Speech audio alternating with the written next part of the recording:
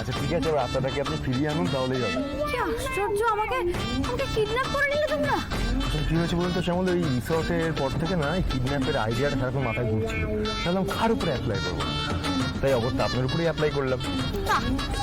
এদের পেঁয়াজ দি, তুমি বারণ করলে না? না এটা সাই দিলে। হ্যাঁ, একটা ভালো কাজে হঠাৎ করে বাধা দিতে যাবো কেন বলতো?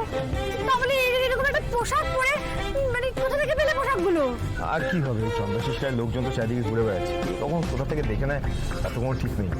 অগত্যাই ছদ্মবেশ। আমি রাগ করবো নাকি হাসবো আমি কিছুই বুঝে উঠতে পারছি না। আরে বাবা, সেসব পরে বুঝবি, আগে তুই আমাদের বলতো, তুই আমাদের কাউকে কিছু না জানিয়ে কোথায় যাচ্ছিলিস? আমি জানিনি কোথায় যাচ্ছিলেন। উনি বাস স্ট্যান্ডে যাচ্ছিলেন কৈতরে যাওয়ার জন্য। হ্যাঁ, চন্দ্রশেষ রায়কে বাঁচানোর পুরস্কার স্বরূপ আমি দুদিনের ছুটি পেয়েছি। ওই যে সেদিন কোর্টে। বর্ণমালা, আজকে আমার এই জীবনটা আমি তোমার জন্য ফিরে পেয়েছি। তুমি কি, তোমার কি চাই বলো? তুমি যা চাইবে আমি তাই দেবো।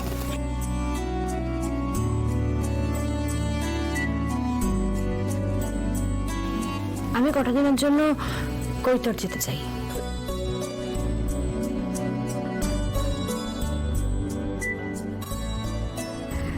উনি এটাও কথা দিয়েছেন যে উনি আমাকে এর মধ্যে আর বিরক্ত করবেন না। আরে বাহ, এটা তো দারুণ ম্যানেজ করেছো তুমি। বাহ, কারেক্ট আছে। তাহলে এখন সেফ জোন কৈতর, আমরা সবাই মিলে কৈতর যাচ্ছি। সে কি, তোমরাও মানে স্যার আপনিও কৈতর যাবেন নাকি? কেন, আপত্তি আছে নাকি? আমি সেটা বললাম বুঝি। তাহলে আপনার আপত্তি নেই। বেশ, আমরা তাহলে আমাদের নেক্সট প্ল্যান কৈতরে বসেই ঠিক করব। কিন্তু স্যার কোনোভাবে যদি লোকটা তো কাছে এসে আপনাকে না নিয়ে ফিরবো না আমি।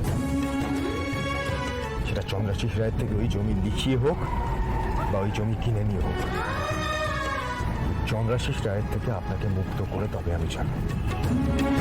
আপনাকে না নিয়ে আমি ফিরবো না।